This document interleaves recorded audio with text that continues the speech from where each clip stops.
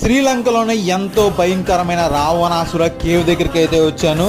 ఈ గుహలో 3 స్వరంగ మార్గాలు ఉన్నాయంట. ఈ గుహ లోపలికి వెళ్ళిన వాళ్ళు ఎవ్వరూ బయటికి రాలేదని చెప్తున్నారు. ఈ వీడియోలో మీకు రావణాసురుడు సీతాదేవిని దాచిపెట్టిన గుహ అయితే మీకు చూపిస్తున్నాను. కానీ ఇక్కడ బోర్డు మీద మెన్షన్ చేశారు, చూసారా? ఇక్కడ ఆర్కాలజిస్ట్ వాళ్ళకి ఒక స్కల్ అయితే దొరికిందంట. అది మోర్ దెన్ 20 years ఓల్డ్ అంట. ఒక పుర్రి దొరికిందంట. దాన్ని ఏమో తీసుకెళ్లి నేషనల్ మ్యూజియం లో పెట్టారని చెప్పారు. ఇక్కడికి రాగానే ఇక్కడ రావణాసురుడు రాముడు సంబంధించిన కొన్ని ఆనవాళ్ళు ఏమున్నాయి, దాని హిస్టరీ గురించి అయితే ఇక్కడ బోర్డు మీద మెన్షన్ చేశారు. అలాగే మనకి లోపలికి వెళ్ళడానికి అయితే 200 రూపీస్ టికెట్ అయితే చార్జ్ చేశారు.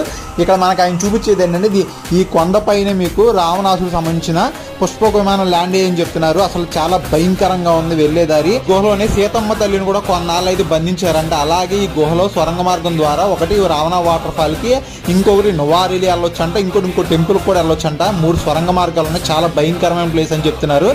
ఇలాంటి ట్రావెల్ ఇన్ఫర్మేషన్ కోసం అయితే మన పేజ్ని ఫాలో అయిపోండి. ఓకే, అందరికీ టేక్ కేర్, బాయ్.